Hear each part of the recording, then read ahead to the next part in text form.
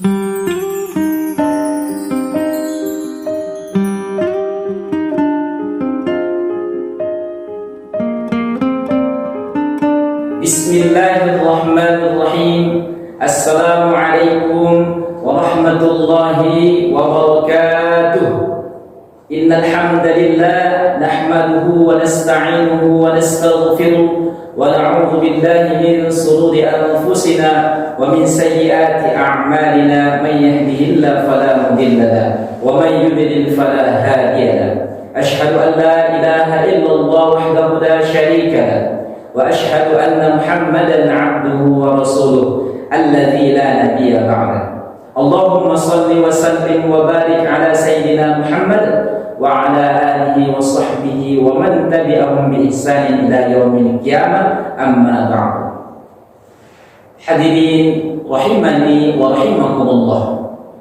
Yang pertama-tama, marilah kita bersyukur kepada Allah Subhanahu wa taala atas limpahan rahmat dan nikmatnya kepada kita, baik itu nikmat sehat, nikmat kesempatan, kelapangan waktu, harta yang kita miliki, keluarga yang hidup bersama kita saat ini, baik istri, anak, dan orang tua kita. Sudah sepantasnya kita hanya bersyukur kepada Allah seraya mengucapkan Alhamdulillah, Alhamdulillah, Alhamdulillah, dan kita iringi dengan amal soleh kepada Allah Subhanahu wa ta'ala.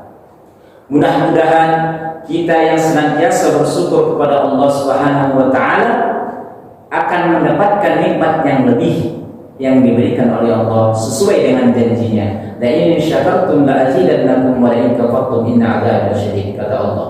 Kalau kalian bersyukur, maka akan aku tambah nikmat yang hari ini kalian rasakan. Allahu Akbar. Kemudian tidak lupa salawat dan salam kita hadiahkan kepada ruh junjungan Nabi besar kita Muhammad Rasulullah sallallahu alaihi wasallam seraya mengucapkan Allahumma shalli ala sayyidina Muhammad wa ala alihi sayyidina Muhammad. Mudah-mudahan kita yang senantiasa berselawat kepada beliau dan istiqomah mengikuti dan melaksanakan sunnah-sunnah beliau sampai saat ini mendapatkan syafaatnya di yaumil akhir. Amin ya rabbal alamin. Hadirin rahimani wa rahimakumullah dimanapun Anda berada, pada kesempatan sore hari ini, di sore menjelang berbuka puasa ini, izinkan saya menyampaikan sedikit nasihat untuk pribadi dan kita semua. Mudah-mudahan nanti nasihat ini bermanfaat untuk kita semuanya. Amin ya rabbal alamin. Apa nasihatnya Ustaz? Nasihatnya adalah perlunya kita, pentingnya kita untuk mempuasakan perut kita. Ustaz, apa pentingnya mempuasakan perut kita? Atau dari apa kita harus mempuasakan perut kita, Ustaz? Yang pertama, ada 3 hal yang harus kita puasakan dari perut kita, yakni yang pertama, mempuasakan perut kita dari yang haram. Rahimani wa rahimakumullah. Kenapa Ustaz kita harus mempuasakan perut kita dari yang haram? Karena kalaulah kita tidak mempuasakan perut kita dari yang haram, maka yakin dan percayalah doa kita akan ditolak oleh Allah Subhanahu wa ta'ala. Bahkan amal-amal ibadah kita akan tertolak oleh Allah Subhanahu wa ta'ala. Banyak ibu-ibu mengeluh, Ustaz, saya sudah bertahun-tahun mendoakan anak saya supaya menjadi anak yang sukses, tapi nggak jadi-jadi. Ustaz, sudah sering saya berdoa qiyamul lail supaya anak saya lulus pegawai negeri, tapi nggak lulus-lulus. Ustaz, saya sampai menangis meneteskan air mata pagi, siang, sore, dan malam, bahkan tengah malam menadahkan tangan kepada Allah, tapi Allah belum mengabulkan doa saya agar anak saya menjadi anak yang baik. Ustaz, saya berdoa siang malam memohon kepada Allah agar kiranya saya bisa lulus perguruan tinggi, tapi nggak lulus-lulus, Ustaz. Bagaimana, Ustaz? Ustaz, ada lagi yang bertanya, bagaimana Ustaz, saya belum dapat jodoh juga sampai sekarang. Padahal saya sudah doa siang, pagi, sore, malam sampai tengah malam. Banyak keluhan yang diceritakan paling banyak masyarakat. Hadirin rahimani wa rahimakumullah. Inilah bahayanya dan pentingnya untuk kita memusnahkan perut kita dari yang haram. Kenapa Ustaz? Suatu ketika Rasulullah SAW menceritakan dalam hadisnya, "Tsumma dzakara rajulu yutillu safara, akhbar yamuddu ilaihi ila as-sama', tsumma qala ya Rabb, ya Rabb, wa mat'amuhu haram, wa masrabuhu haram, wa malbasuhu haram, wa malbasuhu haram." Kata Rasulullah, suatu ketika ada seorang pemuda dalam perjalanannya dengan badan yang kusam, rambut yang penuh dengan debu. Seketika dia berdoa dan menadahkan tangannya ke langit mengatakan, "Ya Rabb, ya Rabb," katanya. Tapi makanannya dari yang haram, minumannya dari yang haram, pakaiannya dari yang haram. Pokoknya hidupnya penuh dengan yang haram. Kata Rasulullah, "Fa inna yustajab li dzalik," kata Rasulullah. Bagaimana Allah akan mengabulkan doamu buatnya? Hadirin rahimani rahimakumullah. Pelajaran penting. Bisa jadi doa kita yang kita panjatkan bertahun-tahun, berbulan-bulan, berminggu-minggu itu yang tidak didengar oleh Allah, tidak dijawab oleh Allah Subhanahu wa taala, bisa jadi dikarenakan adanya hal atau makanan, pakaian yang haram yang kita pakai dan kita nikmati saat ini. Hadirin rahimani wa rahimakumullah. Hati-hati dengan yang haram. Setiap makanan yang kita bawa kepada anak cucu kita, setiap pakaian yang kita nikmati, rumah yang kita tinggali, mobil mewah yang kita kendarai, kalau itu didapatkan dari yang haram, maka bisa jadi itulah penyebab doa kita ditolak oleh Allah Subhanahu wa taala. Mudah-mudahan kita dijauhkan dari yang haram, dan ketika kita sudah terjerumus dari yang haram, segera beristighfar, memohon ampun kepada Allah, kembali kepada jalan Allah Subhanahu wa taala, sehingga nanti harapan kita doa-doa yang tadi disebutkan diijabah oleh Allah Subhanahu wa taala. Amin ya rabbal alamin. Hadirin rahimani wa rahimakumullah. Itu tadi yang pertama, puasakan perut kita dari yang haram. Yang kedua, mempuasakan perut kita dari hal yang subhat. Ustaz, apa itu yang subhat ini Ustaz?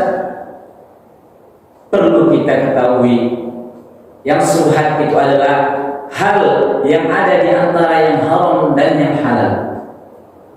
Yang haram itu jelas, begitu sebaliknya yang halal juga jelas, kita sudah mengetahui. Baik itu berjudi, berzina, mencuri, apalagi yang namanya korupsi, sudah jelas itu haram. Tapi di antara halal dan haram ini ada yang dinamakan subhat. Apa itu? Samar-samar, tak jelas dia bentuknya. Hadirin rahimani wa rahimakumullah, dimanapun Anda berada, kita perlu menjaga perut kita dari hal yang subhat, karena bisa jadi ketika kita mengikuti atau menikmati hal yang subhat itu, bisa jadi kita terjatuh ke dalam bentuk hal yang disebut sebagai awal, yakni terjerumus kepada yang haram, karena sama-sama tidak jelas bentuknya.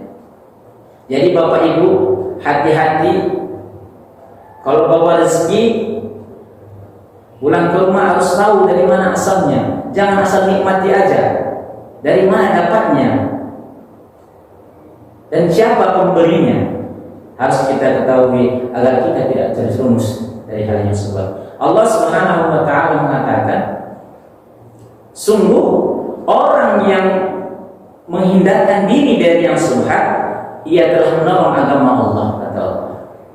Begitu sebaliknya, orang yang terjerumus kepada hal yang subhat, maka sungguh ia sudah menelantarkan dirinya. Hadirin rahimani wa rahimakumullah. Banyak contoh-contoh ulama yang sudah memberikan pelajaran bagi kita tentang hal yang subhat ini. Ulama kita Abu Dzar Al-Ghifari mengatakan ketentuan atau tingginya ketakwaan itu adalah ketika seseorang mampu untuk meninggalkan yang halal karena takut akan tersentuh kepada yang haram. Artinya apa? Dia takut ada subhat di situ. Dia takut terjerumus kepada yang haram. Dia tinggalkan yang halal ini karena takut terjerumus kepada yang haram. Kita sebut tadi seperti subhat. Hadirin rahimani wa rahimakumullah.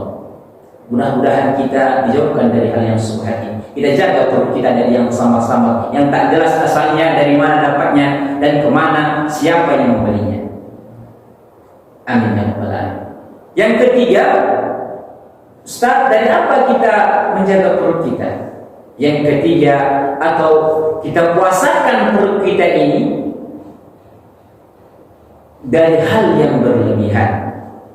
Ini momentum Ramadan sangat banyak kita temui orang yang berbuka puasa memang baik di awal waktu, tapi Rasulullah mengajarkan kita berbuka dengan yang baik, bukan berlebihan. Ini semangka diambil, jus diambil, sup buah juga dimakan, gorengan bakwan kiri, risol kanan, semua dicemuk, dimakan tanpa sadar. Kita sudah makan dengan cara yang berlebihan. Hadirin rahimani wa rahimakumullah. Kenapa Ustaz kalau makannya berlebihan? Emangnya kenapa? Ingat Bapak Ibu, Rasul Allah Subhanahu wa taala pernah berfirman di dalam surah Al-A'raf ayat yang ke-31. Kulu washrabu wa la tusrifu, kata Allah. Makan dan minumlah kalian, makan minumlah kalian, kata Allah. Tapi ingat, kalau udah makan minum jangan berlebihan, kata Allah Subhanahu wa taala dalam firman-Nya. Quran surah Al-A'raf ayat 31. Rahimani wa rahimakumullah dimanapun Anda berada. Perkara berlebihan ini sangat berbahaya bagi kita. Kenapa Ustaz?